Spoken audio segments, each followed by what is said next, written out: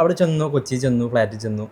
അത് മറ്റേ എന്ത് ജിത്തു മാധവൻ നമ്മളെ അതിന്റെ മറ്റേ ആവേശം രോമാഞ്ചൊക്കെ ഉണ്ടല്ലോ.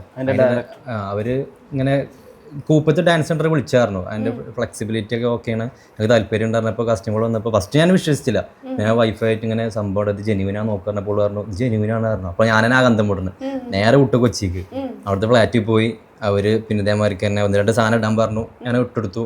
അപ്പോൾ ഇങ്ങനെ പറഞ്ഞു ഇങ്ങനെ അടുത്ത പടം പൃഥ്വിരാജിൻ്റെ പടമാണ്, അതിൽ വില്ല റോളായിട്ട് ഈ ചെയ്യണത്, ഇത് മെയിൻ വില്ല റോളാണ് ഈ ചെയ്യണ പറഞ്ഞു.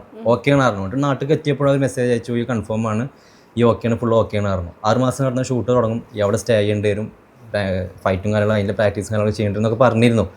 പിന്നെ ഒരു 5-6 മാസം കഴിഞ്ഞപ്പോൾ അതിൻ്റെ റിസൾട്ട് ഒന്നുമില്ല. ഞാൻ വിളിച്ചതുമില്ല. അവരെന്തെങ്കിലും റീസൺ കൊണ്ടായിരിക്കും അത് സ്റ്റോപ്പ് ചെയ്തെന്ന് വിചാരിച്ചിട്ട്.